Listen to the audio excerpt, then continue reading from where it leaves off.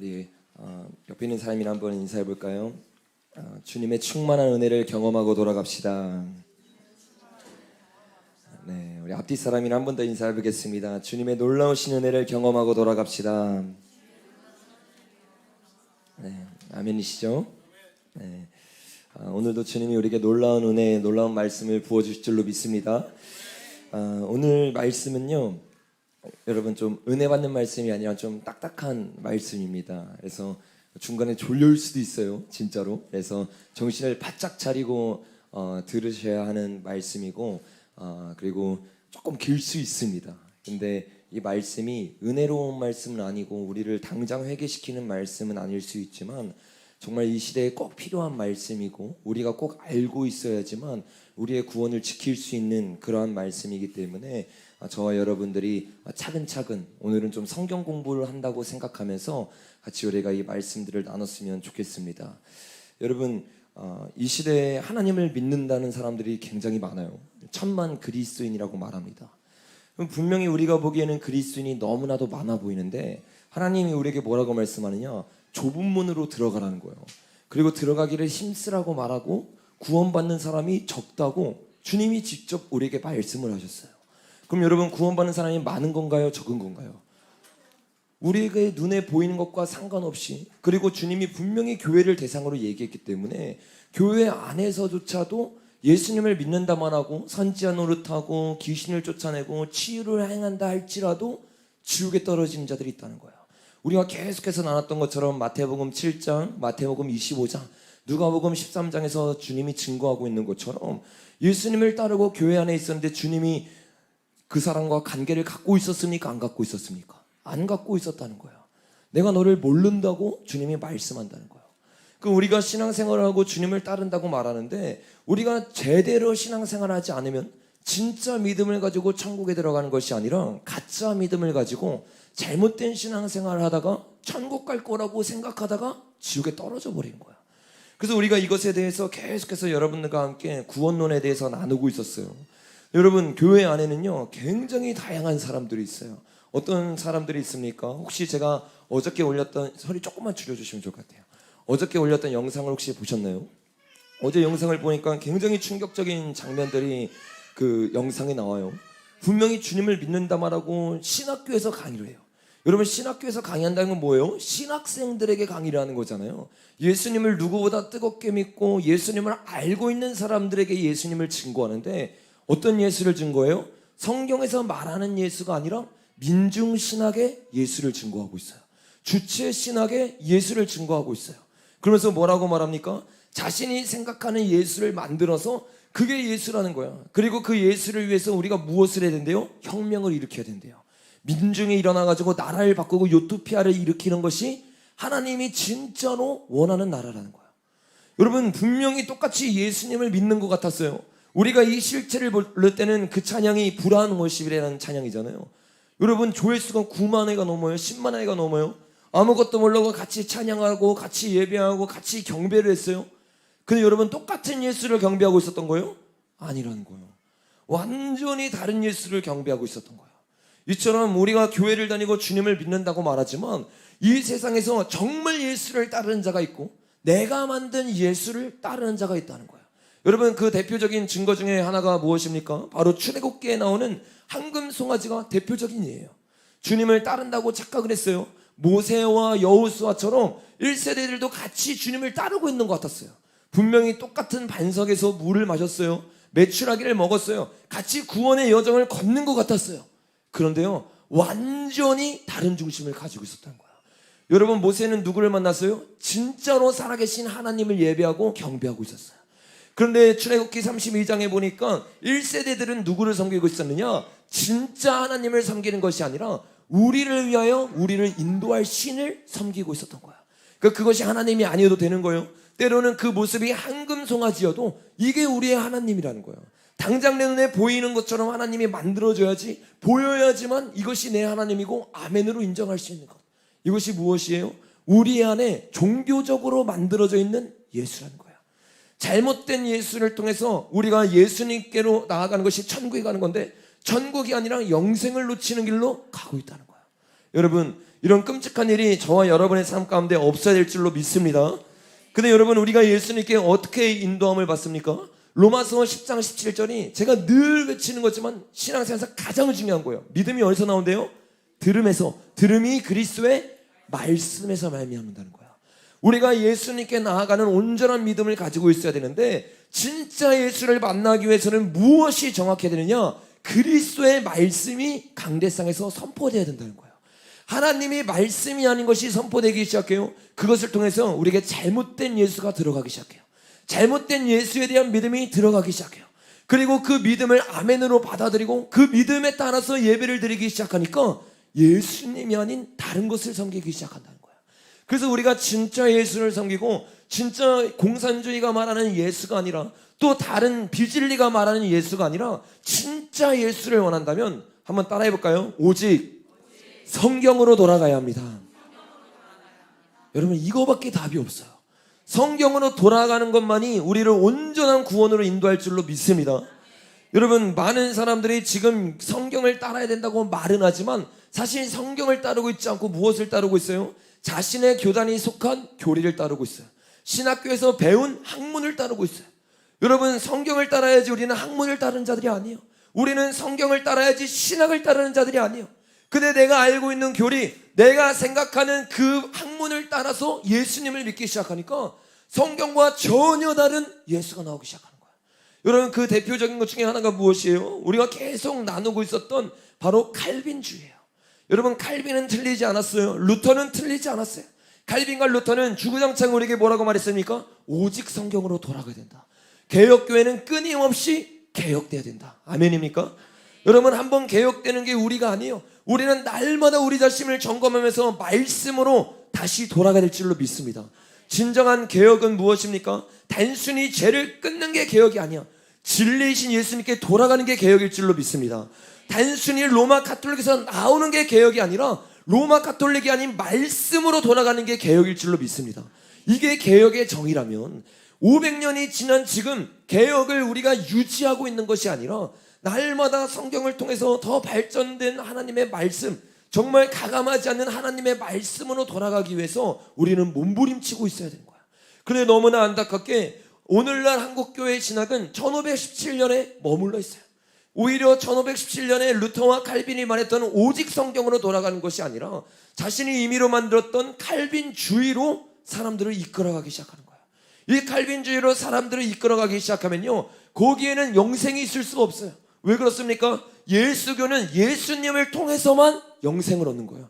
칼빈을 통해서 영생이 나올 수 있는 게 아니에요. 루터를 통해서 영생이 나올 수 있는 게 아니에요. 아무리 뛰어난 선지자여도, 아무리 말씀을 잘 전하는 자여도 그 사람을 통해서 영생을 얻을 수 없다는 거예요. 오직 예수님께 인도하고 오직 예수님만 바라볼 때 우리에게 진정한 구원이 임할 줄로 믿습니다.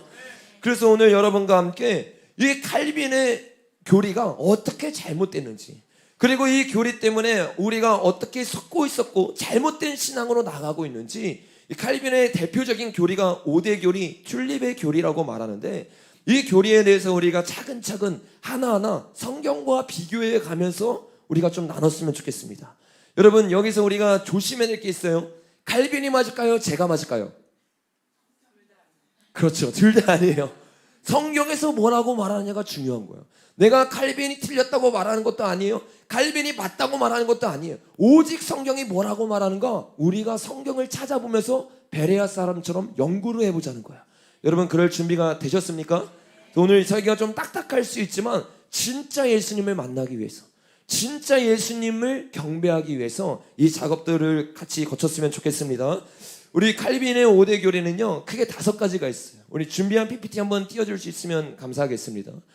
첫 번째가 뭐냐면 따라해 보겠습니다. 전적 타락, 무조건적인 선택, 제한 속죄, 저항할 수 없는 은혜, 마지막이 성도의 견인임. 이 5가지를 줄여가지고 튤립의 교리라고 말하고 칼빈의 5대 교리라고 말하는 거예요.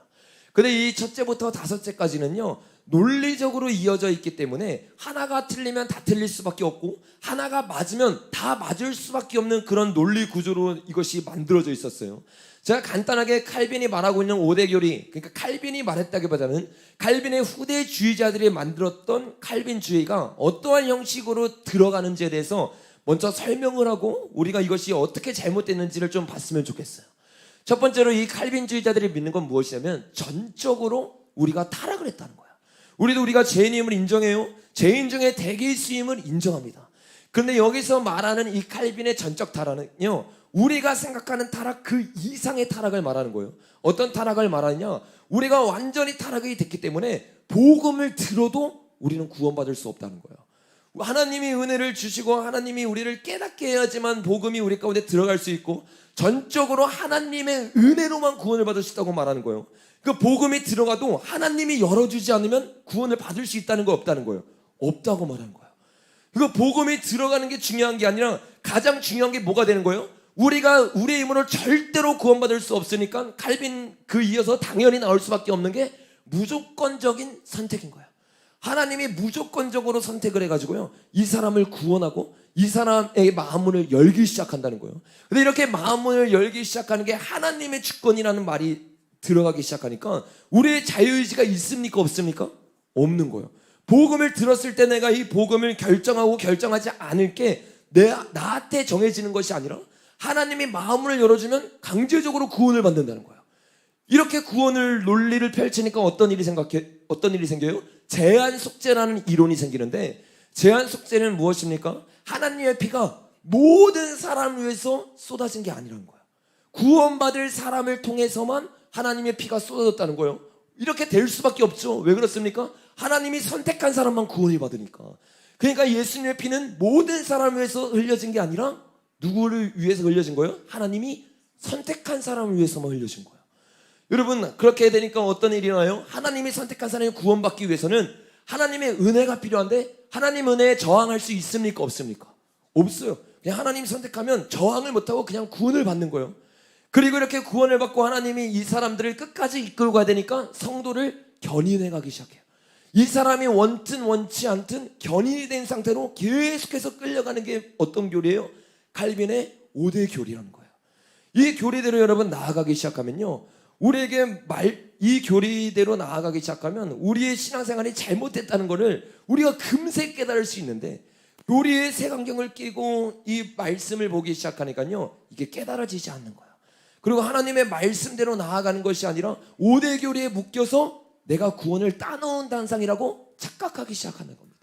그러면 이 5대 교리가 어떻게 틀렸는지 우리가 하나하나 좀 나눠봤으면 좋겠는데, 이 전적 부패를 말하면서 이들이 들이대는 인용하는 구절들이 있어요. 그 구절들을 같이 한번 읽어보겠습니다. 시작. 여호와 하나님이 그 사람에게 명하여 가라사대 동상 각종 나무의 실과는 내가 의미로 먹되 선악을 알게 하는 나무의 실과는 먹지 말라. 내가 먹는 날에는 정령 죽으리라 하시니라. 아멘. 아멘이시죠? 우리 성경 말씀 그대로 믿잖아요. 선악과를 먹으면 우리가 영적으로 죽습니까 안 죽습니까? 죽은 거예요. 로마서 5장 12절도 같이 한번 읽어보겠습니다. 시작. 이러므로 한 사람으로 말미암아 세상에 들어오고 죄로 말미암아 사망이 왔나니 이와 같이 모든 사람이 죄를 지었으므로 사망이 모든 사람에게 이르렀느니라. 아멘. 모든 사람이 한 사람을 말미암아 죄를 지어서 사망이 모든 사람에게 이르렀습니까 안 이르렀습니까? 이르렀어요. 마지막 에베소서 2장 1절부터 3절까지도 한번 읽어보겠습니다. 시작. 너희의 허물과 죄로 죽었던 너희를 살리셨도다. 그때 너희가 그 가운데서 행하여 이 세상 풍속을 쫓고 공중의 건세 잡은 자를 따랐으니 곧 지금 불순종의 아들들 가운데서 역사하는 영이라. 전에는 우리도 다 그 가운데서 우리 육체의 욕심을 따라 지내며 육체와 마음에 원하는 것을 하여 다른 이들과 같이 본질상 진노의 자녀였더니. 아멘. 여러분, 칼빈주의자들이 주장하는 것처럼 우리는 선악과를 먹고 정령 죽었고 우리는 사망에 이르는 자들이 되었습니다. 그리고 저도 이것에 대해서 아멘으로 받아들일 수 있어요. 근데 칼빈주의자들은 여기서 더 나아가서 어떻게 말합니까? 이 구절들을 인용하면서 우리의 영이 죽었기 때문에 전적으로 부패해서 우리의 어떠함으로 구원을 받을 수 없고 하나님의 무조건적인 선택이 있어야지만 구원을 받을 수 있다는 거예요. 여러분, 우리는 죄인이고 복음을 듣지 않으면 천국에 들어갈 수 없습니다. 그러나 영이 죽어서 하나님의 복음을 들을 수 없는 자가 된 것은 아니라는 거예요. 여러분, 그 이유가 어디에 나와 있습니까? 그것이 바로 성경에 나와 있어요. 만약에 칼빈처럼 그 말을 받아들이면요, 마치 하나님의 하나님됨을 보여주는 영광의 놀라운 빛인 복음이 우리의 죄보다 작기 때문에, 죄 때문에 복음이 가려져서 하나님의 크심을 보지 못한다는 거예요.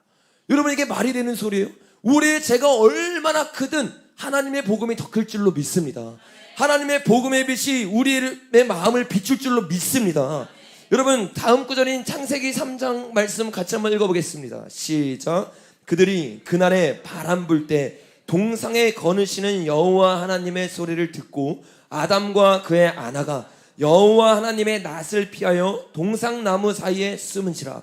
여호와 하나님이 아담을 부르시며 그에게 이르시되 내가 어디 있느냐 이르되 내가 동산에서 하나님의 소리를 듣고 내가 벗었으므로 두려워하여 숨었나이다. 여러분, 칼빈주의자들의 말이라면 방금 전에 선악과를 먹고 영으로 죽었어요. 그럼 하나님 음성을 들을 수 없어야 돼요. 하나님을 볼 수 없어야 돼요. 근데 하나님이 그에게 말씀할 때 그 죄책감이, 죄에 대한 찔림이 이들에게 들어왔습니까? 안 들어왔습니까? 들어왔어요.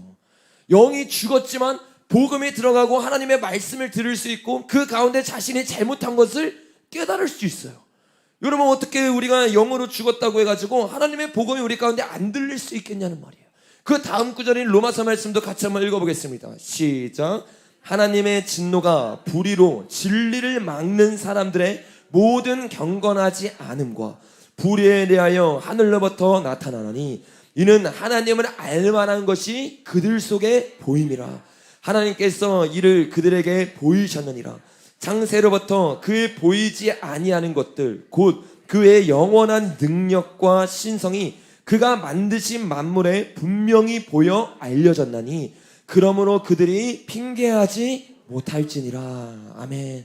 핑계할 수 있대요, 없대요? 없대요. 근데 핑계하지 못하는 사람들이 누구예요? 하나님의 진노로 불의로 진리를 막는 사람들, 불의로 진리를 막는 사람들이 핑계할 수 없다는 거예요. 예수님을 믿었던 사람들에게 하나님의 복음이 보여지는 게 아니에요. 불의를 따르면서 예수님을 따르지 않았던 이 사람들에게 하나님이 뭐라고 말하냐면 이는 하나님을 알만한 것을 그들 속에 보였대요, 안 보였대요? 보였다는 거예요. 그들이 불의를 행하고 있었는데도요, 그들의 마음 가운데 하나님을 볼 수 있는 마음이 있었고 그들이 하나님이 직접 이를 그들에게 보이셨느니라.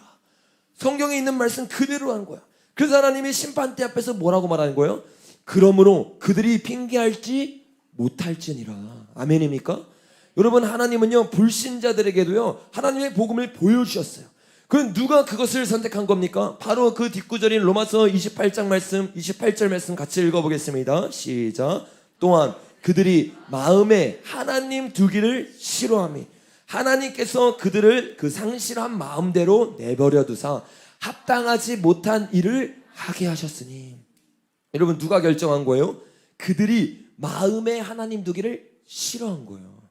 하나님을 볼 수 있었어요, 없었어요? 하나님을 느낄 수 있었어요, 없었어요? 하나님이 살아계신 걸 알고 있었지만 쾌락을 쫓아다니면서 복음을 내 마음에 두기 싫어하기 시작하는 거예요. 복음을 들었지만 내가 선택하기 시작하는 거예요. 여러분, 이것이 바로 전적 타락이 틀렸다는 결정적인 증거라는 거예요. 그래서 여러분, 그 결론이 무엇이에요? 우리는 영이 죽었고 우리 자신을 볼수록 죄인 중에 대개 있음이 깨달아지고 주님의 은혜를 구하는 삶으로 나아가게 돼요. 그러나 우리가 아무리 타락했어도 우리 타락보다 하나님의 크신과 하나님의 살아계심이 크기 때문에 복음이 우리에게 감춰줄 수 없다는 것입니다. 아멘입니까? 그래서 저와 여러분이 어떠한 죄를 지었어도 하나님이 여러분을 비껴나가지 않은 것을 믿으시길 바랍니다. 오늘 복음이 여러분의 마음에 들어가고 여러분의 말씀 가운데 들어가면 여러분의 죄가 얼마나 크든 여러분의 죄성이 드러나고 회개의 역사가 일어날 줄로 믿습니다. 여러분, 칼빈주의자들은 이 전적인 타락으로 복음조차 알아들을 수 없는 자가 되었다고 믿기 때문에 너무나도 자연스럽게 두 번째 조건인 무조건적인 선택이 필요하다고 가르치기 시작해요. 세상이 생기기 이전에 어떤 개인들을 구원하시려는 하나님의 선택은 온전히 그분 자신의 주권적인 의지에 달려있다고 말하기 시작하는 거예요. 그래서 이들은 심지어 어떻게까지 말하냐면 우리의 믿음과 우리의 회개조차도 하나님이 본 것이 아니라 그 이전에 우리를 선택했다는 거예요. 이 말이 굉장히 황당한 이야기예요. 우리의 믿음으로 구원받았다고 루터는 말했는데 칼빈의 5대 교리는 뭐라고 말하냐면 회개뿐만 아니라 믿음조차도 주님이 본 것이 아니라 그 이전에 그냥 선택을 했다는 거예요. 그 선택을 통해서 어떻게 돼요? 우리가 구원을 받은 거고 주님이 구원하셔서 그들에게 믿음과 회개를 줘서 구원에 이르게 했다는 거예요. 여러분, 이 칼빈의 교리가 말하는 논리대로 따라가기 시작하면요, 하나님이요 구원을 먼저 주시고 믿음을 주셨다는 거예요. 여러분, 이 논리가 말이 되는 소리입니까? 믿음으로 구원을 받는 거지 구원으로 믿음에 이르는 것이 아니에요. 아멘입니까? 여러분, 성령의 능력을 통해서 그리스도께 기꺼이 가까이 나아가게 주님이 우리에게 은혜를 부으시지만 이 은혜를 넘어서 우리가 먼저 구원을 받고 믿음으로 이르는 것이 아니라는 거예요. 만약 칼빈주의자의 말처럼 인간이 철저하게 타락했고 하나님의 무조건적인 선택으로 구원받는다고 믿게 되면 우리에겐 자연스럽게 이러한 질문들이 생겨요. 세 가지의 질문이 생기는데, 인간 스스로 구원받을 수 없고 하나님이 구원받을 인간을 선택하셨다면 하나님이 천국에 들어갈 인간과 지옥에 떨어진 인간을 정해놓으셨다는 말이 되는 거야. 여러분, 이게 말이 되는 소리예요? 하나님이 지옥 갈 사람을 정해놨다는 거야. 그러면 자연스럽게 어떤 질문이 생깁니까? 지옥 갈 사람들을 미리 정해져 있다면 이것이 어떻게 하나님을, 사랑의 하나님을 볼 수 있겠냐는 거야. 여러분, 사랑의 하나님뿐만 아니라 공의의 하나님도 있어요. 그래서 세 번째 질문이 생겨요. 지옥에 갈 사람들이 미리 정해져 있어서 그들이 죄를 짓고 있는 것이라면 어떻게 이것을 공의로운 심판이라고 우리가 말할 수 있겠냐는 거야. 하나님이 그 이전부터 이미 정해놓으셔가지고 이 사람은 천국 갈 거고 지옥 갈 걸 정해놨어요. 그래서 지옥 갈 사람들이 죄를 짓고 있는 거야. 근데 그 죄를 가지고 하나님이 지옥으로 그들을 보낸다? 이거는 정의로운 심판이라고 말할 수 없는 거야. 그러니까 이렇게 칼빈주의자가 말한 대로 믿기 시작하면요, 하나님의 사랑의 선품과 하나님의 공의의 선품과 정면으로 부딪히는 일들이 일어나게 된다는 거예요. 그러면 우리는 성경에서 나온 대로 선택과 예정을 믿기는 믿어야 되는데 어떻게 이 선택과 예정을 믿어야 될까요? 성경에서 나오는 예정은 하나님이 지옥에 갈 사람과 천국에 갈 사람을 정해놓았다는 것이 아니에요. 성경에서 말하는 선택과 예정은 무엇을 말하는 것입니까? 하나님이 천국 갈 사람과 지옥 갈 사람을 정했다는 것이 아니라 전능하신 하나님이 우리가 어떻게 선택할지를 알고 그 선택에 따라서 예정을 했다는 거야. 그래서 성경에는 이런 구절들이 있는 거예요. 우리 같이 한번 읽어보겠습니다. 시작. 우리가 알거니와 하나님을 사랑하는 자 곧 그 뜻대로 부르심을 입은 자들에게는 모든 것이 협력하여 선을 이루니라. 하나님이 미리 아신 자들로 또한 그 아들의 형상을 본받게 하기 위하여 미리 정하셨으니 이는 그로 많은 형제 중에 맏아들이 되게 하려 하심이라. 또 미리 정하신 그들을 또한 부르시고 부르신 그들을 또한 의롭다 하시고 의롭다 하신 그들을 또한 영화롭게 하셨느니라. 아멘. 하나님이 그들을 부르셨어요. 의롭다고 하셨어요. 그들을 정하셨어요. 근데 그들을 그냥 정하신 것이 아니에요. 정하기 전에 하나님이 뭐라고 말씀했어요? 하나님이 미리 아신 자들이라는 거예요. 이 하나님이 전지전능하신 거 믿으십니까, 여러분? 그래서 우리가 미래에 우리가 어떤 결정을 하는지를 하나님이 미리 볼 수가 있어요. 그래서 그 본자들의 믿음을 통해서 하나님이 결정을 하시고 예정을 하기 시작하는 거야. 로마서 11장 2절 말씀도 마찬가지입니다. 같이 읽어보겠습니다. 하나님이 그 미리 아신 자기 백성을 버리지 아니하셨으니, 자기 백성은 하나님이 버리지 않는데요. 근데 어떤 백성이에요? 그 미리 아신 자기 백성. 미리 하나님이 이 백성이 어떤 선택을 할지 알고 있었어요. 어떤 결정을 할지 알고 있었어요. 이 사람들을 예지로 보시고 예정하신 것이 하나님의 예정이라는 거예요. 베드로전서 1장 1절에서 2절 말씀도 마찬가지예요. 우리 같이 한번 읽어보겠습니다. 시작. 예수 그리스도의 사도 베드로는 본도, 갈라디아, 갑바도디아, 아시아와 비두니아에 흩어진 나그네 곧 하나님 아버지의 미리 아심을 따라 성령의 거룩하심으로 순종함과 예수 그리스도의 핏부림을 얻기 위하여 택하심을 입은 자에게 편지하노니. 우리가 뒷구절만 보면요, 하나님이 택하시고 끝내신 것 같아요. 단순히 예정인 것 같아요. 근데 그 앞구절에 보면 뭐라고 말하고 있어요? 하나님 아버지의 미리 아심을 따라. 하나님이 미리 아시고 이들이 어떤 결정을 할 걸 알면서 그들을 택하기 시작한 거예요. 여러분, 이 하나님이 믿어지십니까? 하나님은 단순히 누구를 지옥에 보내고 누구를 천국으로 보내는 이런 말도 안 되는 하나님이 아니라는 거예요. 우리가 어떤 결정할지 미리 내다보시고 그 결정에 따라 이들이 회개를 하고 주님께 나아가려는 그 중심에 따라 이들을 택하시고 구원할 줄로 믿습니다. 이처럼 성경은 하나님이 미리 아시고 예정하셨다고 우리에게 말씀하고 있어요. 칼빈이 말하는 예정처럼 보이는 구절들이 몇 가지가 있어요. 그러나 그것도 문맥으로 살펴보면 사실 그런 이야기가 아니라는 것을 우리가 쉽게 알 수 있어요. 출애굽기 4장 21절 말씀 우리 같이 한번 읽어보겠습니다. 시작.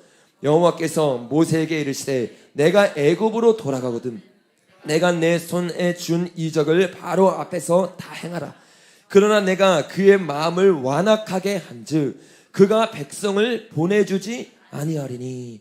이게 출애굽에 나오는 바로를 향한 주님의 메시지인데 바로의 마음을 분명히 주님이 왔다 갔다 하시는 것 같아요. 주님이 택하셔서 그들의 마음을 바꿔놓는 것 같아요. 그래서 많은 사람들이 이 구절을 택하면서 뭐라고 말해요? 하나님의 주권밖에 없다. 우리의 자유의지는 없다. 예지 예정이 아니라 예정이 맞다 라고 말을 해요. 그런데 여러분, 이것도 하나님이 예정하신 것이 분명하나 그 앞구절을 살펴보면 하나님이 미리 아셨다는 장면들이 나오기 시작해요. 우리가 출애굽기 3장 19절 말씀 같이 한번 읽어보겠습니다. 시작. 내가 아노니 강한 손으로 치기 전에는 애굽 왕이 너희가 가도록 허락하지 아니하다가 내가 내 손을 들어 애굽 중에 여러 가지 이적으로 그 나라를 친 후에야 그가 너를 보내리라. 아멘. 여러분, 성경이 신약과 구약이 일맥상통하게 이어지는 것이 보이십니까? 하나님이 바로가 어떻게 결정한 걸 미리 알고 있었어요. 그리고 나서 하나님이 바로의 마음을 정하기 시작한 겁니다. 아멘입니까? 하나님은 단순히 사랑의 마음을 천국 갈 사람으로 완악하게 만들고 어떤 사람은 지옥 갈 사람으로 완악하게 만들고 어떤 사람은 천국 갈 사람을 부드럽게 만드는 게 아니에요. 그 사람의 중심과 선택을 보고 하나님이 결정하기 시작한다는 거예요. 여러분, 사도행전 13장 48절 말씀 한번 읽어보겠습니다. 시작. 이방인들이 듣고 기뻐하여 하나님의 말씀을 찬송하며 영생을 주시기로 작정된 자는 다 믿더라. 너무나 틀림없이 칼빈주의가 맞는 것 같은 거예요. 보세요, 여러분, 뭐라고 말하고 있어요? 이방인들이 듣고 기뻐하여 하나님의 말씀을 찬송하며 영생을 주시기로 작정된 자. 분명히 하나님이 작정을 하신 것 같아요. 하나님이 예정하신 것 같아요. 그러나 여러분, 이것을 우리가 성경을 볼 때 한 구절만 떼서 보는 것이 아니라 성경은 무엇으로 봐야 된다고요? 문맥으로 보기 시작해야 돼요.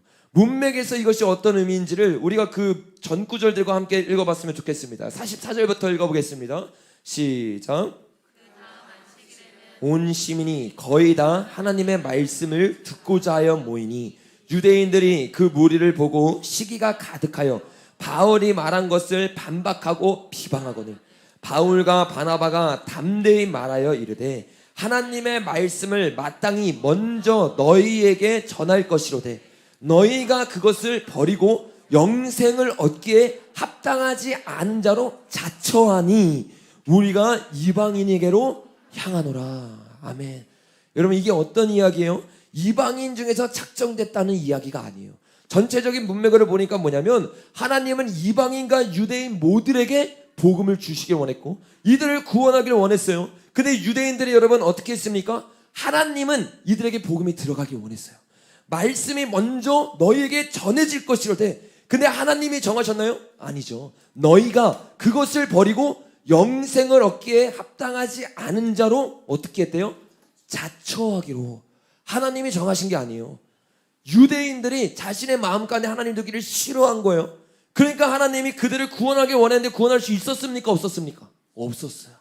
그래서 유대인들뿐만 아니라 이방인들에게도 하나님이 복음을 전하시고 그들 가운데 하나님을 믿는 사람들을 하나님이 이끌어내기 시작한다는 거예요. 그러므로 이 말씀도요, 하나님이 이방인 중에 작정된 자들에게 준 것이 아니라 전체적인 문맥 가운데 보았을 때 이방인과 유대인 모든 사람들에게 하나님은 복음을 전하길 원했다는 것을 믿으시길 바랍니다. 여러분, 이처럼 하나님의 무조건적인 선택과 주권으로 마음대로 우리를 구원하고 우리를 버리시는 것이 아니라 하나님은 미리 아시고 우리의 중심을 선택해서 우리를 택하기 시작하는 거예요. 이것은 하나님의 주권을 땅에 떨어뜨리는 말이 아니에요. 제가 이렇게 설교를 하면 칼빈주의자들이요 입을 바득바득 깔아요.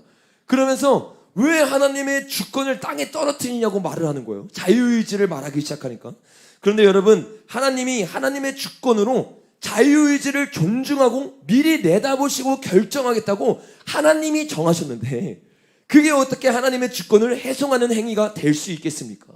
오히려 그렇게 하나님이 정했다는데 하나님께 토를 다는 것이 하나님의 주권을 훼손하는 행위라는 거예요. 여러분, 이해가 되십니까? 이것이 오히려 하나님의 주권을 훼손하는 거지, 하나님의 자신의 주권, 하나님의 마음으로 이들 자유의지를 허락해 주셨다는 거예요. 자유의지를 허락하는 게 하나님의 주권인 거예요. 근데 거기에 우리가 어떻게 토를 달 수 있겠어요? 토를 달고 칼빈주의가 맞다고 말하는 것이 오히려 하나님의 말에 토를 다는 행위라는 것이에요. 여러분, 그리고 무조건적인 선택과 주권이라면 하나님이 우리에게 이렇게 명하시지도 않았을 거예요. 성경에서 이렇게 우리에게 명하시는데, 누가복음 11장을 보니까 같이 읽어보겠습니다. 시작. 내가 또 너희에게 이르노니 구하라, 그러면 너희에게 주실 것이요, 찾으라, 그러면 찾아낼 것이요, 문을 두드리라, 그러면 너희에게 열릴 것이니, 구하는 이마다 받을 것이요, 찾는 이는 찾아낼 것이요, 두드리는 이에게는 열릴 것이니라. 여러분, 무조건적인 선택이에요. 무조건적인 주권이에요. 그럼 하나님 왜 우리에게 구하라고 말하겠어요? 왜 우리에게 두드리라고 말하겠어요? 두드리면 열릴 거라고 주님이 말하고 있어요. 찾는 이는 찾아낼 것이고, 너희 중에 아버지 된 자로서 누가 아들이 생선을 달라는데 생선 대신에 뱀을 주며 알을 달라는데 정갈을 주겠느냐? 너희가 악할지라도 좋은 것을 자신에게 줄 알거든 하물며 너희 하늘의 아버지께서 구하는 자에게 뭐를 주지 않겠대요? 성령을 주시지 않겠느냐 하시니라. 여러분, 단순히 구하라는 개념이 아니에요. 문맥을 보면 뭐예요? 성령을 구하는 걸 말하는 거예요. 성령이 주권적으로 들어와가지고 우리를 구원하는 게 아니라요, 우리가 주님 앞에 구하기 시작할 때 성령님 우리에게 주신다는 겁니다. 아멘입니까? 여러분, 오늘 주님 앞에 구하시길 바랍니다. 우리가, 하나님이 어떤 사람은 선택하고 어떤 사람은 선택을 안 하는 것이 아니라 여러분이 구하기 시작할 때 성령님을 주실 줄로 믿으시길 바랍니다. 여러분, 또 예레미야 보면 뭐라고 말합니까? 이를 행하시는 여호와, 그것을 만들며 성취하는 여호와, 그의 이름은 여호와라 하는 이가 이와 같이 이르시되 너는 내게 부르짖으라. 여러분, 선택을 했으면 왜 부르짖습니까? 여러분, 이미 주님의 주권 가운데 모든 것이 답이 정해 있다면 부르짖을 이유가 없다는 거예요. 근데 주님 우리에게 뭐라고 말해요? 부르짖으면 내가 내게 응답했고 내가 알지 못하는 크고 은밀한 일을 내게 보이리라. 아멘입니까? 이게 주님이 우리에게 주신 약속이라는 거예요. 하나님의 무조건적인 주권과 선택이라면 하나님은 우리에게 기도하라고 말할 필요도 없고, 우리도 하나님 앞에 기도할 필요가 없고 성령을 구할 필요가 없다는 거예요. 만약 칼빈주의자들 중에서 저에게 이 얘기를 듣고 나서 이렇게 질문할지도 모르겠어요. 하나님이 기도를 통해서 성령을 주시기로 약속을 했고 전도를 통해 복음을 듣게 하는 것이 성경의 약속이기 때문에 우리는 하나님의 주권과 상관없이 이 일을 해야 한다고 말한다면, 여러분, 회개와 믿음조차 우리의 공로라고 말했던 논리대로 기도와 전도도 우리의 공로라고 그들이 주장해야 되는 거예요. 근데 그들은 어떻게 말합니까? 이 부분에서는 기도와 전도는 인간이 해야 되는 부분이라고 인정하면서 회개와 믿음은 하나님의 선택과 주권에 토를 달지 말라고 말하는 것, 이게 앞뒤가 안 맞는 이야기라는 거예요. 그렇지 않습니까, 여러분? 어떤 부분에서는 자기 입맛에 맞게 말하고 어떤 부분에서는 하나님의 주권에 토를 달지 말라고 말하고, 이것은요, 성경을 코에 걸면 코걸이, 귀에 걸면 귀걸이로 해석하면서 자기 멋대로 성경을 보기 시작하는 것이에요. 여러분, 이들 칼빈이 말하는 대로 무조건적인 선택이 되면 반드시 그 뒤에 따라오는 게 있어요. 그것이 무엇입니까? 불가항력적인 은혜로 넘어가게 돼 있어요. 왜냐하면 아까 설명드린 것처럼 선택받은 자들이 구원을 받으려면 이 은혜를 반드시 받아야 하기 때문이에요. 하나님께 선택된 자들은 성령의 역사로 궁극적으로 구원을 받을 수 있다고 그들은 보기 시작해요. 그래서 선택된 자들은 성령의 내적 소명을 거절할 수 없다고 생각합니다. 주님이 터치하기 시작하면 무조건 그걸 받아들인다는 거예요. 다른 말로 말해서 내 자유의지로 이 은혜와 선택을 거부할 수 없고 강제적으로 하나님을 믿고 하나님을 사랑하게 된다는 것이에요. 여러분, 과연 이 말이 맞을까요? 진짜 이들이 말하는 것처럼 하나님의 강권한 은혜와 선택을 우리가 거절할 수 없을까요? 우리가 성경 말씀을 같이 한번 읽어봤으면 좋겠습니다. 마태복음 23장 37절 말씀 읽어보겠습니다. 시작. 예루살렘아 예루살렘아 선지자들을 죽이고 내게 파송된 자들을 돌로 치는 자요, 암탉이 그 새끼를 날개 아래 모음같이 내가 내 자녀를 모으려 하니리 버리더냐. 그러나 너희가 원하지 아니하였도다. 여러분, 하나님의 마음은 뭐였어요? 암탉이 그 새끼를 날개 아래 모음같이 내가, 하나님이요, 하나님이 내 자녀들을 모으려고 했어요. 그들을 버리려고 하지 않았어요. 그들을 붙잡으려고 했어요. 근데 누가 원하지 않았어요? 그러나 너희가 원하지 않았다는 거예요. 하나님의 은혜가 강권적인 은혜가 아닌 거예요. 무조건적인 선택이 아닌 거예요. 모든 사람이 구원받기를 원하지만 그들이 원하지 않았을 때 하나님은 그들을 선택할 수가 없었어요. 요한복음 1장 11절에서 13절 말씀 읽어보겠습니다. 시작. 자기 땅에 오매 자기 백성이 영접하지 아니하였으나. 하나님 분명히 오셨어요. 하나님이 왕으로 오셨는데 누가 영접하지 않았대요? 자기 백성이 영접하지 않았다는 거예요. 강권적인 은혜라면, 자기 백성이라면 당연히 영접을 해야 돼요. 근데 영접하는 자유가 누구에게 있는 거예요? 자기 백성에게 있는 거예요. 영접하는 자, 곧 그 이름을 믿는 자에게는 하나님의 자녀가 되는 권세를 주셨으니. 여러분, 영접이라는 것이 무엇입니까? 문을 열고 사람을 영접하는 거예요. 영접할지 말지의 자유는요, 집 안에 있는 사람에게 정해져 있는 거예요. 그래서 요한계시록 3장 20절에서 뭐라고 말합니까? 같이 한번 읽어보겠습니다. 시작. 볼지어다 내가 문 밖에 서서 두드리노니 누구든지 내 음성을 듣고 누가 여는 거예요? 우리가 여는 거예요. 하나님이 문을 따고 들어오는 게 아니에요. 비밀번호를 열고 문을 박차고 들어오는 게 아니에요. 강권적인 은혜라면, 무조건적인 선택이라면 문을 열기 싫어도 하나님이 문을 따고 와야 되거든요. 근데 하나님 뭐라고 말하면 조건이 있어요. 너희가 문을 열어야 된다는 거예요. 문을 열면 시작. 내가 그에게로 들어가 그와 더불어 먹고 그는 나와 더불어 먹으리라. 그러면 얼마나 명확합니까? 하나님이 누구를 선택하는 것이 아니라 하나님은 모든 사람을 구원하기를 원할 줄로 믿습니다.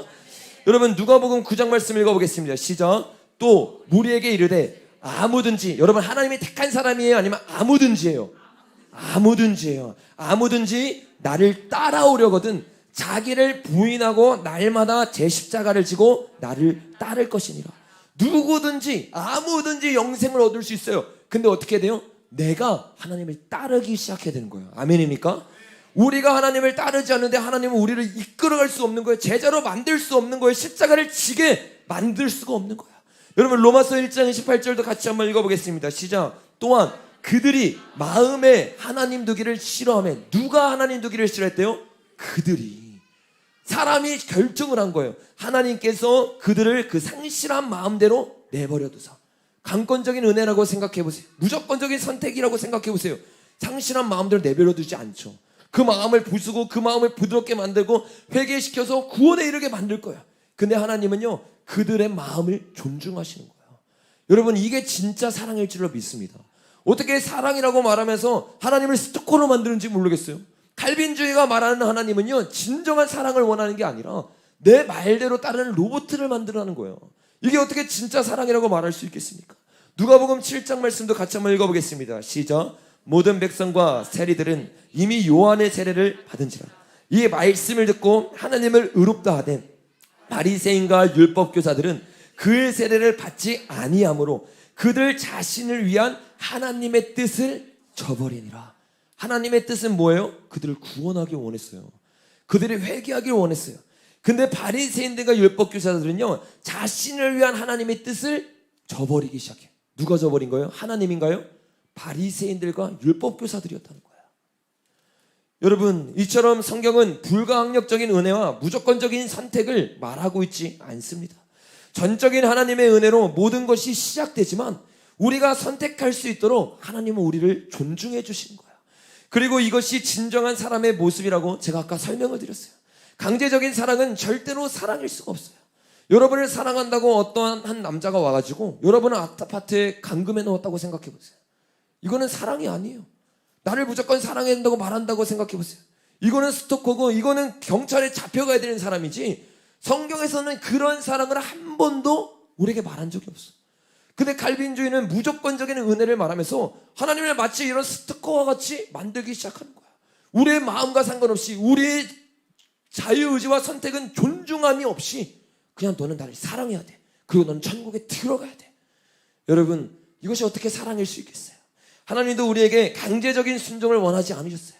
그래서 이사야 1장 19절에서 22절에 보니까 너희가 즐겨 순종하면 땅의 아름다운 소산을 먹을 것이요 너희가 거절하여 배반하면 칼에 삼켜지리라. 여호와의 말씀이니라. 하나님 분명히 뭐라고 말씀하세요? 거절하는 사람들, 거절할 수 있다는 거예요, 없다는 거예요? 있다는 거예요. 순종을 하는데 어떤 순종을 원한대요? 즐겨 순종하기를 원한다는 거예요. 우리의 자유의지를 존중해 주기 시작하는 거예요. 여러분, 이 말이 맞다면 우리는 어떤 결론을 내릴 수 있습니까? 하나님의 은혜는 강제적인 것이 아니라 우리에게 그 은혜에 들어갈 수 있는 선택의 존중이 주어진다는 거예요. 그래서 우리가 그 은혜에 들어가기를 선택한다면 우리는 이 은혜를 누릴 수 있어요. 그러나 우리가 그 은혜에 들어가기로 선택했다고 해서 우리가 선택했다는 공로가 포함되는 건 아니에요. 여러분, 예를 들어보세요. 내가 5만 달란트 빚을 지었어요. 근데 누군가 와가지고 내 5만 달란트 빚을 갚아주겠다고 말을 하면서 허락을 구하기 시작하는 거예요. 그럼 내가 5만 달란트 빚 갚아주세요 라고 말했다고 내가 돈을 갚은데 동조한 겁니까? 동조한 게 아니죠. 5만 달란트의 빚을 갚아줄 사람이 나타나지 않으면 이 은혜는 성립될 수 없는 거예요. 하나님의 은혜도 마찬가지라는 거예요. 하나님 우리에게 자유의지를 주고 존중을 주십니다. 내가 그 자유의지를 사용해서 주님 내게 은혜를 주세요라고 말해서 내가 구원받을 때 내 공로를 더한 겁니까? 아니라는 거예요. 내 공로가 더해진 게 아니에요. 하나님이 나를 구원하기로 작정하지 않고 내게 복음을 전하지 않고 십자가 사건이 일어나지 않았으면 그 구원은 일어날 수도 없었던 것이에요. 그래서 우리는 이 구원의 여정의 시작이 전적인 주님의 은혜임을 알기 때문에 내 공로로 구원을 받았다고 말하는 것이 아니라 오히려 사도 바울처럼 이렇게 고백을 합니다. 고린도전서 15장 10절에 보니까 그러나 내가 나된 것은 하나님의 은혜로 된 것이니 내게 주신 그의 은혜가 헛되지 아니하여 내가 모든 사도보다 더 많이 수고하였으나 내가 한 것이 아니요 오직 나와 함께 하신 하나님의 은혜로다. 아멘입니까? 여러분, 칼빈이 틀렸다고 해서 우리가 은혜를 부정하는 게 아니라는 거예요. 주님의 전적인 은혜를 의지하지만 내가 이것을 내 힘으로 내 공로로 구원받았다는 것이 아니라 불가항력적인 은혜라는 잘못된 은혜가 잘못되었다는 것입니다. 이해되십니까? 그래서 제대로 된 은혜 가운데 들어가는 저와 여러분 되길 예수님의 이름으로 축복합니다. 여러분, 전적인 타락을 통해 무조건적인 선택 가운데 불가항력적인 은혜를 통해 구원을 받는다고 칼빈이 주장한다고 우리가 지금까지 살펴보았어요. 근데 이러한 주장대로라면 자연스럽게 예수님의 피가 구원이 정해진 사람에게만 효력이 있다는 제한적 속죄로 흘러갈 수밖에 없어요. 여러분, 저는 이게 진짜 이해가 안 돼요. 어떻게 예수님의 피를 제한적 속죄라고 말도 안 되는 교리를 만들어가지고 예수님의 피를 이렇게 제한하는지 모르겠습니다. 그들은 다음과 같은 구절들을 이용하면서 제한적 속죄에 대해서 증거를 하고 있어요. 우리 같이 한번 세 구절 읽어보겠습니다. 시작. 나는 선한 목자라. 선한 목자는 양들을 위하여 목숨을 버리거니와. 이들이 뭐라고 말하는 거예요? 모든 사람을 위해서 주님이 십자가 진 게 아니라 양들을 위해서만 십자가를 졌다. 그래서 제한 속죄가 맞다라고 말을 하는 거예요. 마태복음 26장 28절도 읽어보겠습니다. 이것은 제사함을 얻게 하려고 많은 사람을 위하여 흘린 바 나의 피 곧 언약의 피라. 봐봐라, 주님의 피가 모든 사람이 아니라 많은 사람을 위하여 흘려지지 않았느냐. 그러니까 주님의 피는 모든 사람에게 흘려진 게 아니라 제한 속죄가 많다, 이렇게 말을 하는 거예요. 또 마태복음 1장 21절 읽어보겠습니다. 아들을 낳으리니 이름을 예수라 하라. 이는 그가 자기 백성을 저희 죄에서 구원할 자이심이라. 여기서 뭐라고 말하고 있어요? 그가 자기 백성들, 내 안에 있는 백성들을 구원하기 위해 오신 거지, 이게 백성에 속하지 않은 사람들을 구원하기 위해서 예수님이 온 게 아니야. 이렇게 세 구절을 들이대면서 뭐라고 말하는 거예요? 예수님의 속죄는 제한 속죄라는 거예요. 여러분, 이 구절들만 보면 그렇듯하죠? 맞는 것 같죠? 그래서 성경을 한 구절만 떼서 보는 이 조진신학 같은 거를 믿으면 안 된다는 거예요. 전체적으로 이 성경을 봐야지. 조직신학이 여러분 잘못 적용되기 시작하면 어떻게 돼요? 우리의 영혼을 조지는 거예요. 우리의 영이 죽고 사라지고 주님을 못 만나게 만들어버리는 거예요. 그래서 성경은 하나하나 떼서 보는 것이 아니라 전체의 문맥으로 봐야 될 줄로 믿습니다. 여러분, 다음 세 구절 말고 성경에서 전체적으로는 또 우리에게 뭐라고 말하고 있습니까? 디모데전서 2장 말씀을 읽어보겠습니다. 시작. 모든 사람이 구원을 받으며 진리를 아는 데 이르기를 원하시노라. 하나님 분명히 어떤 사람이 구원받기를 원한대요? 모든 사람이 구원받기를 원한대요. 하나님은 한 분이시요 또 하나님과 사람 사이의 중보자도 한 분이시니 곧 사람이신 그리스도 예수라. 그가 모든 사람을 위하여 자기를 대속물로 주셨으니 기약이 이르러 주신 증거니라. 아멘. 하나님이 자신을 대속제물로 줬는데 뭐라고 말해요? 어떤 사람들? 모든 사람을 위해 줬다는 거예요. 또 디모데전서 2장 11절 말씀 읽어보겠습니다. 모든 사람에게 구원을 주시는 하나님의 은혜가 나타나. 하나님은 어떤 사람에게 구원을 주길 원해요? 택한 사람들? 모든 사람에게 구원 주기를 원한다는 거예요. 또 요한복음 3장 16절 읽어보겠습니다. 시작. 하나님이 세상을 이처럼, 하나님이 택한 사람들만 사랑한대요? 세상을 사랑한대요. 근데 제한 속죄를 맞춰야 되니까 이 사람들은 어떻게 말하는 거예요? 아, 이 세상은 하나님이 구원하기 원하는 천국이라는 세상이다 라고 그 앞에 붙이기 시작해요. 여러분, 요한계시록에 하나님 말씀을 가감하면 된대요, 안 된대요? 안 된다는 거예요. 아니, 말씀에서 그냥 세상이라고 말하는데 왜 이 세상을 자기 멋대로 규정을 합니까? 왜 이런 일이 일어나는 거예요? 자신의 교리가 맞다고 증거를 해야 되는 거예요. 성경이 맞다는 걸 증거하는 게 아니라 자기가 만든 예수가 맞아야 되기 시작하는 거예요. 그러니까 어떻게 돼요? 세상을 이처럼 사랑하사 독생자를 주셨으니라고 말했는데 이게 모든 사람이 아니라는 거예요. 그러나 성경은 모든 세상을 구원하기 원할 줄로 믿습니다. 우리 고린도전서 15장 말씀 읽어보겠습니다. 시작. 사망이 한 사람으로 말미암아 죽은 자의 부활도 한 사람으로 말미암는도다. 아담 안에서 모든 사람이 죽은 것 같이, 아담에서 죽은 모든 사람은 누구예요? 진짜 모든 사람을 말한 거죠. 세상의 모든 사람들. 그리스도 안에서 모든 사람이 삶을 얻으니라. 그럼 여기서 모든 사람도 뭐겠어요? 모든 사람을 말하는 거예요. 어떻게 이 문맥이 이렇게 정확하게 말을 해주고 있는데 이 모든 사람을 자기 멋대로 제한적 속죄라고 규정을 할 수 있겠어요? 여러분, 지금 제가 두 가지의 말씀을 살펴보았어요. 제한적 속죄라고 우리가 맞다고 쳐봅시다. 그러면 방금 나눴던 이 말씀들 여러분 설명이 됩니까? 안 됩니까? 디모데전서, 디도서 2장, 요한복음 3장, 고린도서 15장이 풀려지지가 않는 거예요. 근데 반대로 여러분, 우리가 제한적인 속죄가 아니라 하나님을 믿는 모든 사람에게 보혈의 피가 뿌려졌다고 말해요. 그러면 후자 우리가 나눴던 이 이야기들이 이해가 됩니까? 안 됩니까? 이해가 되고 그 앞의 구절도 이해가 됩니까? 안 됩니까? 이해가 되는 겁니다. 왜 이해가 됩니까? 하나님의 속죄는요, 단순히 모든 사람에게 주어졌지만 이 보혈의 피가 효력이 있으려면 조건이 필요해요. 그 조건이 무엇입니까? 우리가 한번 같이 살펴볼게요. 마태복음 1장 21절 읽어보겠습니다. 시작.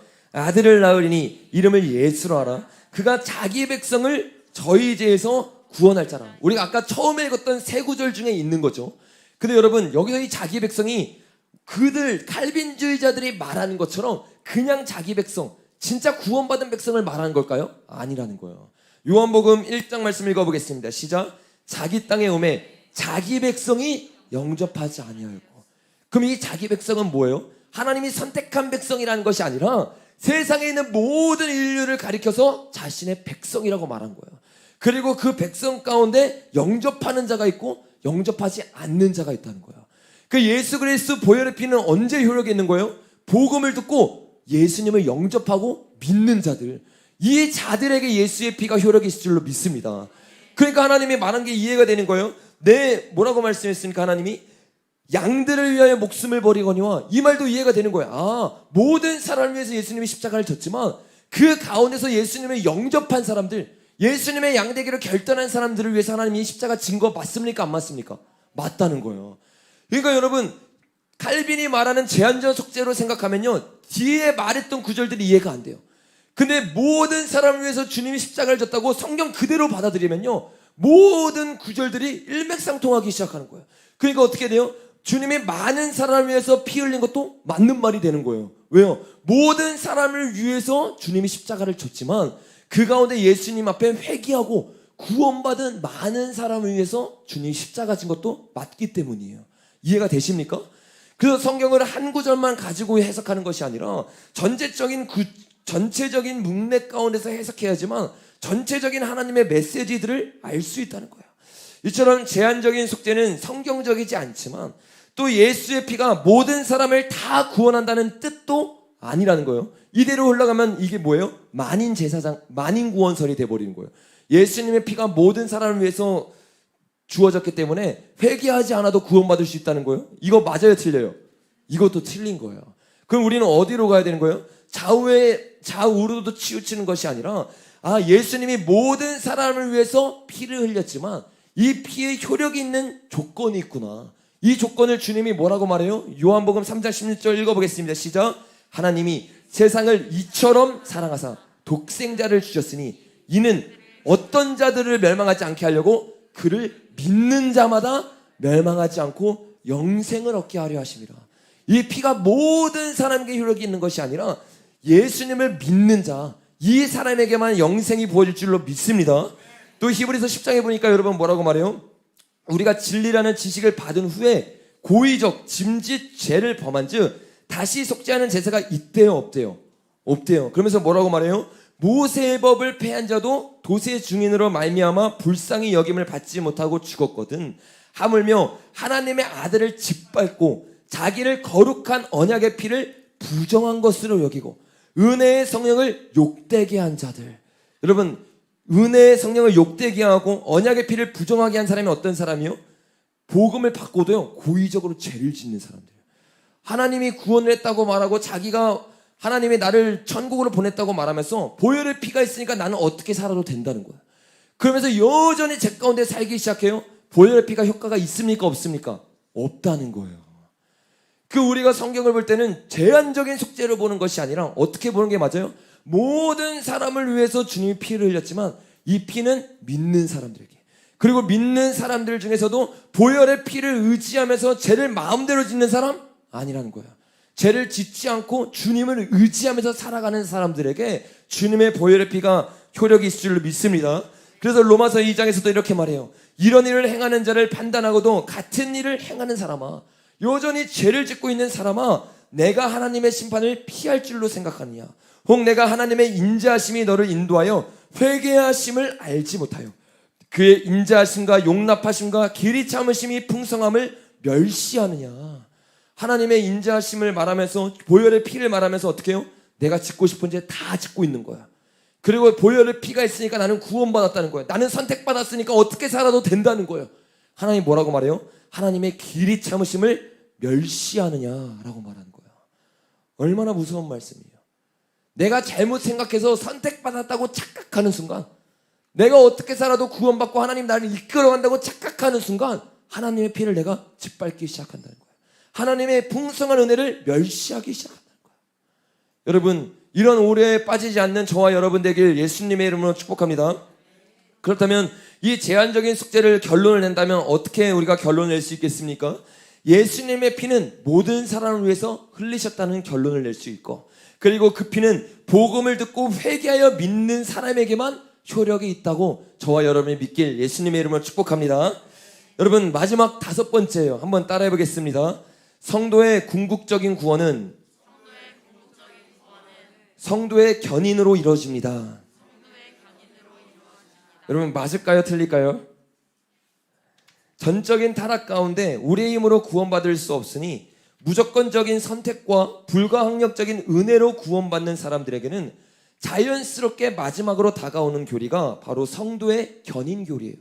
왜냐하면 하나님이 우리를 무조건 선택해서 이끌어 가셔야 되니까 우리가 어떻게 살든 우리의 마음과 상관없이 하나님이 우리를 이끌어 가신다는 거예요. 내 선택과 상관이 없다는 거예요. 그냥 나는 내가 원하는 대로 살고 있으면 주님이 나를 천국에 어떻게 한다고 쉽게 말해서 꽂아준다는 거예요. 여러분, 이게 말이 되는 소리라는 거예요. 말이 안 되는 소리라는 거예요. 그 얼마나 사람들이 여태까지 성경을 자기 멋대로 받아들이면서 편한 복음을 받아들이는지 몰라요. 나는 이제 하나님이 선택했으니까 주님이 나를 천국에 꽂아주시겠지. 그리고 하늘의 것은 생각하지 않고 땅의 것을 바라보면서 평생 룰루라나 살다가요, 천국에 들어가는 것이 지옥에 들어가면서 땅을 치면서 후회하는 거예요. 아니, 내가 강대상에서 이렇게 배웠는데, 내가 교회에서 이렇게 배웠는데, 내가 성경 공부에서 이렇게 배웠는데, 주님 한국교회 80%가 이렇게 가르쳤는데 주님 저보고 어떻게 하라고요?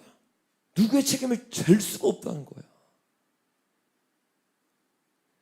여러분, 하나님은요 우리에게 이 전적인 타락 가운데서 우리를 구원하면서 우리의 머리채를 끌고 이끌어 가시는 분이 아니라는 거예요.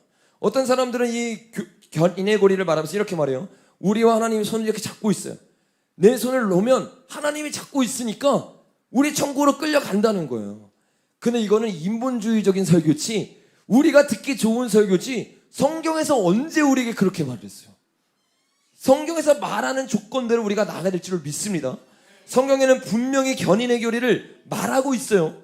그런데 이 견인의 교리는요, 칼빈이 말하는 견인의 교리, 머리채를 끌고 하나님이 끌어가시는 게 아니라 이 견인의 교리에는 항상 하나님의 조건이 붙습니다. 우리가 이것을 같이 살펴봤으면 좋겠습니다. 요한복음 10장 28절 말씀 같이 한번 읽어보겠습니다. 시작.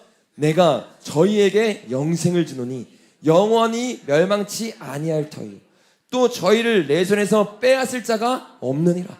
저희를 주신 내 아버지는 만유보다 크심에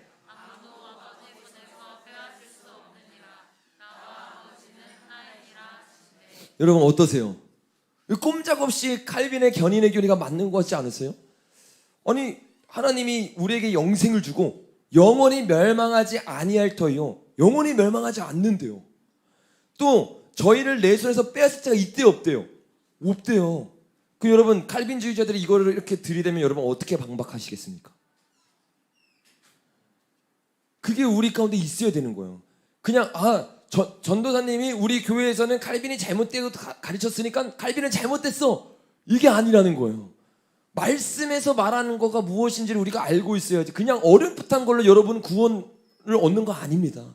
여러분 스스로 말씀을 보셔야 돼요. 여러분 어떻게 반박하시겠어요? 아무도 아버지 손에서 빼앗을 수가 없대요. 그럼 견인의 교리 맞는 거 아닌가요? 여러분 성경은 항상 뭐로 봐야 된다고요? 문맥으로 봐야 돼요. 이 구절을 보면 아무도 하나님 손에서 빼앗을 수 없다고 말하는 것 같아요. 그러나 그 앞구절에 보면 조건이 있어요. 우리 27절부터 28절까지 같이 읽어보겠습니다. 시작. 내 양은 내 음성을 들으며 나는 저희를 알면 저희는 나를 따르니라.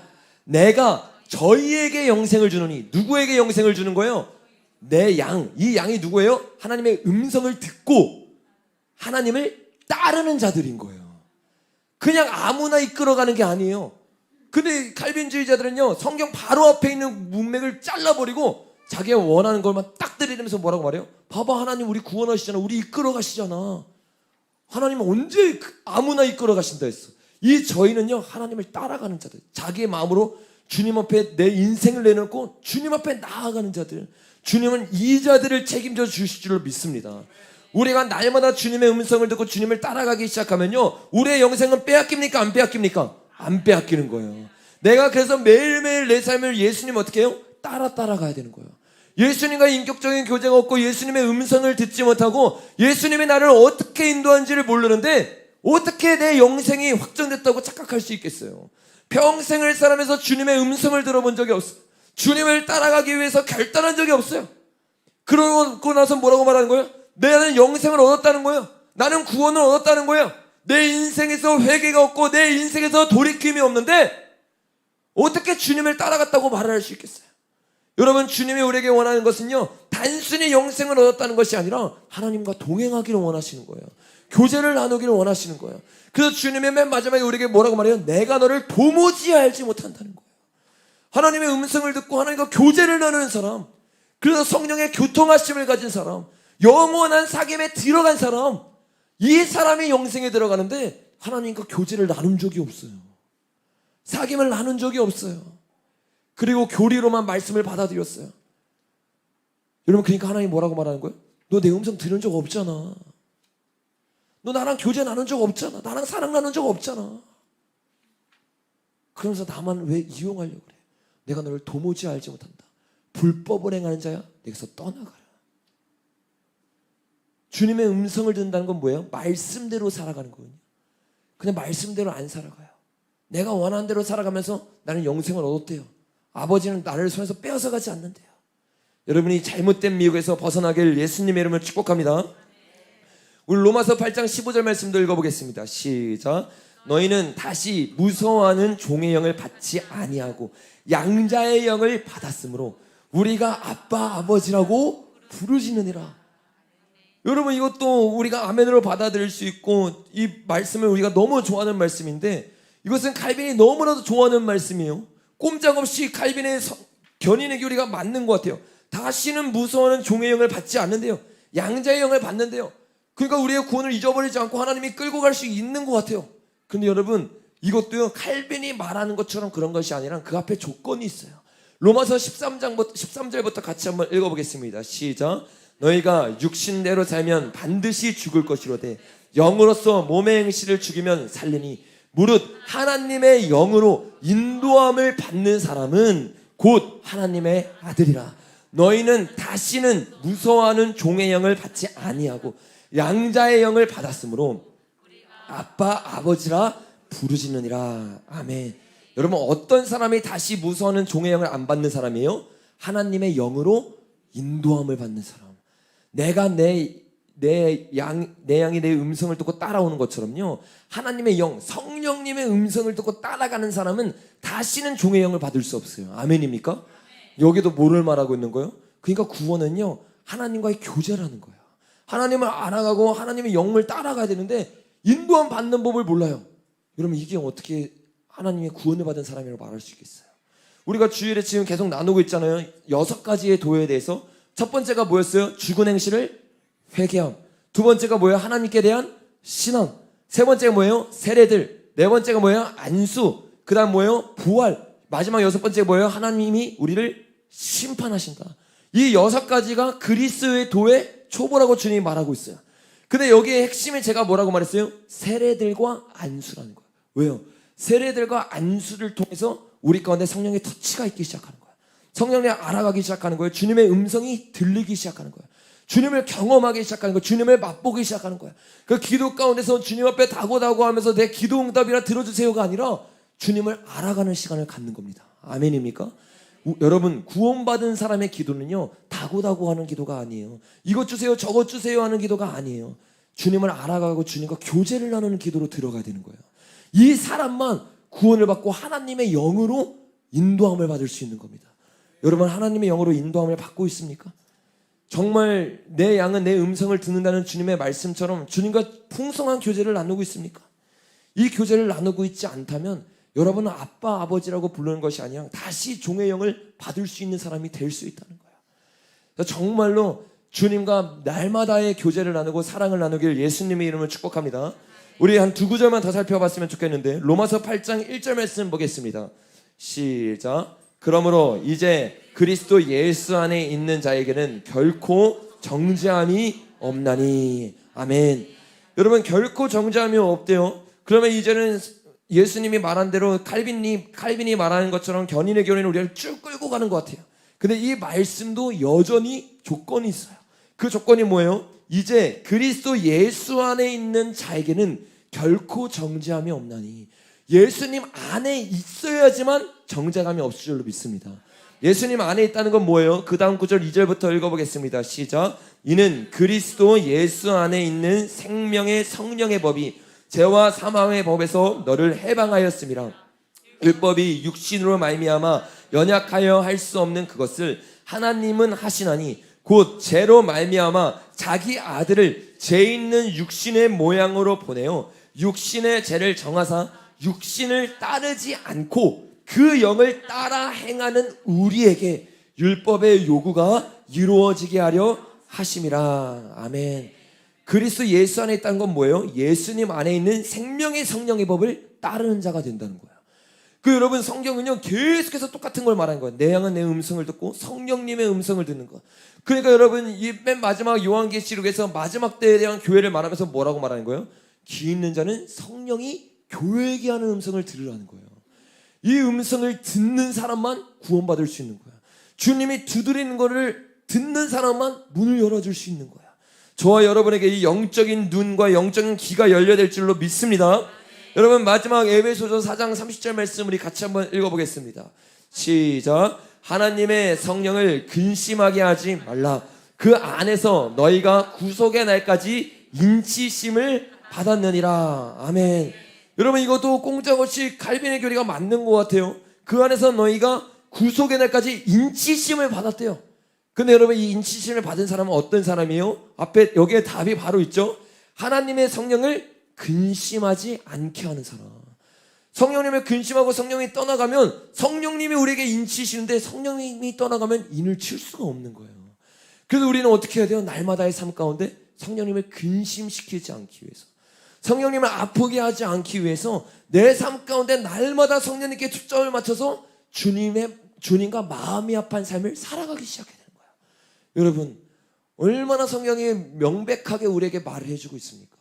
단순히 주님이 우리를 머리채를 잡고 끌고 가는 것이 아니라 주님은 우리와 뭘 하고 싶은 거예요?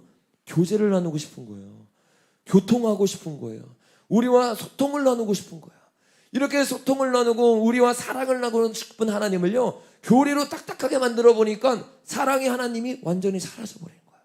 그래서 제가 예전에 복음을 푸는 유일한 방법은 뭐라고 말했어요? 하나님과의 관계로밖에 풀 수가 없다는 거예요. 관계는 교리처럼 딱딱하게 나뉘어지는 게 아니에요. 관계는요 너무나 어려운 것이요, 묶여져 있는 것이요, 여러 가지가 결합되어 있는 것이 하나님과의 사랑의 관계 가운데 우리가 있는데, 어떻게 이거를 교리로 나누면서 이 교리가 맞다 저 교리가 맞다 이런 식으로 해석을 할 수 있겠냐는 거야. 여러분 하나님을 교리로 받아들이지 말고 하나님과 인격적인 관계를 가지시길 바랍니다. 하나님과 진정한 사랑을 나누시길 바랍니다. 이 사랑을 나누는 자만이 성령님을 근심케 하지 않을 수 있어요. 그리고 날마다의 삶 가운데서 어떻게 하는 거예요? 주님이 나를 구원하시니까 주님을 내팽겨 쳐버리고 내가 원하는 대로 나아가는 것이 아니라 날마다 주님과 사귐을 나누고 주님과 사랑을 나누는 것, 이게 진짜로 구원받는 자들의 모습일 줄로 믿습니다. 이상 살펴본 것처럼 칼빈주의자들이 주장하는 성경 구절들은 무조건적인 견인이 아니라 이 견인에는 항상 조건이 딸려 있는 거예요.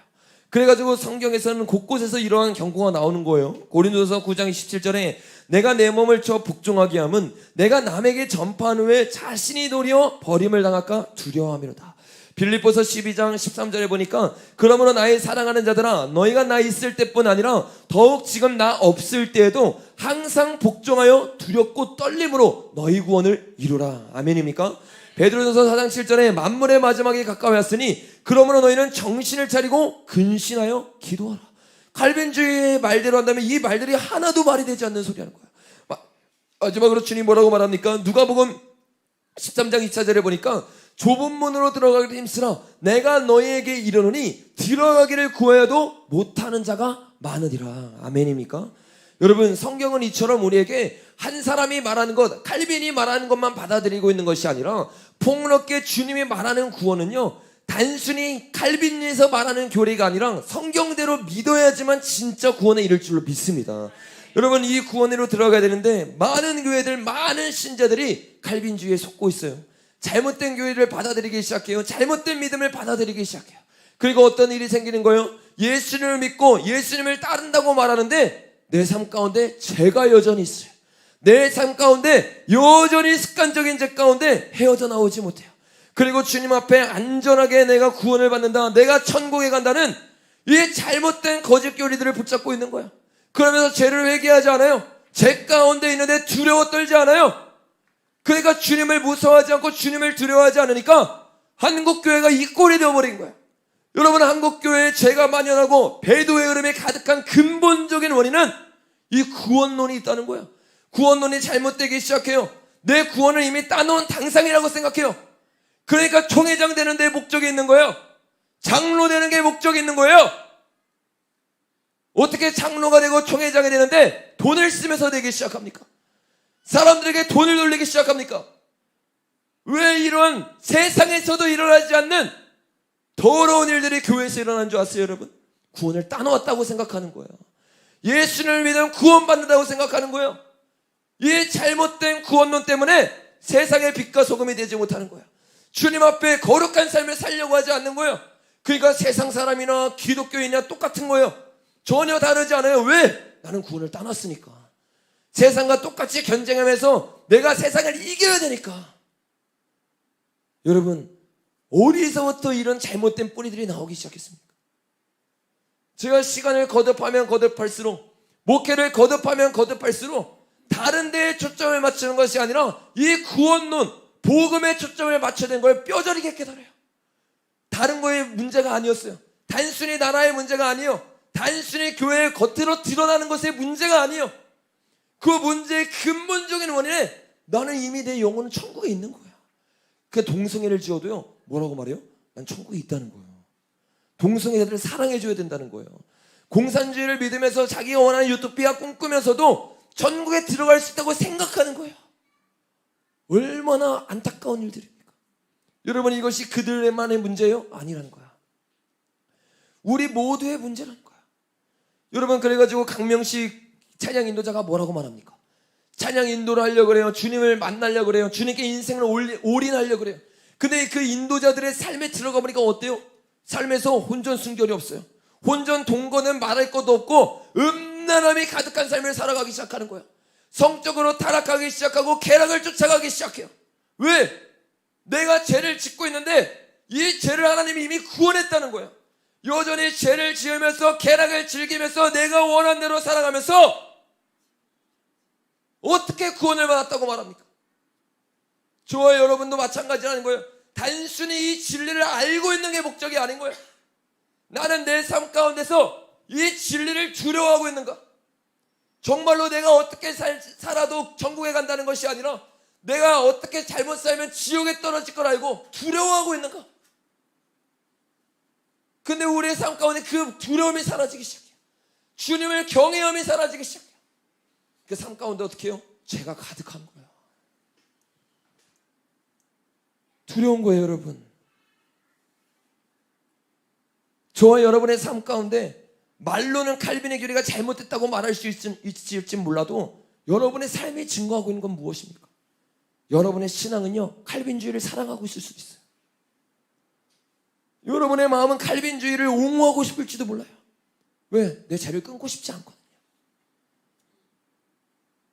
이게 더 다가오기 시작한 거예요. 마지막 때는요, 칼빈주의가 판을 칠 수밖에 없어요. 사람들의 마음과 딱 맞기 시작하거든요. 저와 여러분들도요, 날마다 우리의 죄를 회개하지 않고 돌이키지 않고 주님 앞에 애통하지 않으면요, 제가 여러분의 마음 무디게 만들 겁니다. 여러분의 마음을 휩쓸기 시작할 거예요. 그리고 더 이상 진리에 대한 두려움이 사라지기 시작할 거예요. 그리고 나서는 사역을 다 할 수 있어요. 그리고 나서 말씀을 잘 전할 수 있어요. 그리고 나서 여러분의 삶 가운데 사람들에게 인정받는 삶을 살 수 있어요. 도대체 그게 뭐가 중요하냐는 거예요. 여러분이 그렇게 인정을 받고 여러분이 그렇게 세상에서 성공하고 나서 지옥에 떨어지면 그게 무슨 소용이냐는 거예요. 하나님 그거 원하지 않으세요? 여러분이 진짜 정신 차리기를 원하세요. 단순히 칼빈주의가 잘못됐다는 지식을 쌓는 것이 아니라 여러분의 삶 가운데 영적인 각성이 일어나야 될 줄로 믿습니다. 여러분, 저와 여러분 가운데 그 영적인 각성은 있습니까? 정말로 주님을 두려워한 가운데 애통함이 있습니까? 정말로 주님 앞에서 마음을 찢음이 있습니까? 만약에 그것이 사라지고 있다면 저와 여러분 가운데 진리가 무뎌지고 있는 거예요.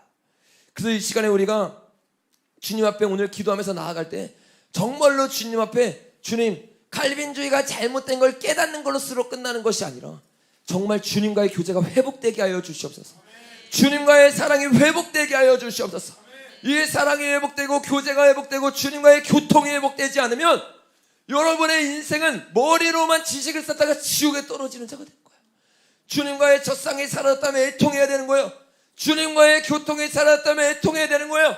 주님의 음성을 들을 수 없을 정도로 내 마음이 무뎌지고 있는데 어떻게 애통하지 않습니까? 어떻게 마음을 찢지 않습니까? 어떻게 처음 사랑을 잊어버렸는데 회개할 생각조차 하지 못합니까? 우리의 마음이 굳어가고 있는 거예요. 주여, 우리의 마음 가운데 처음 사랑을 회복시켜 주시옵소서.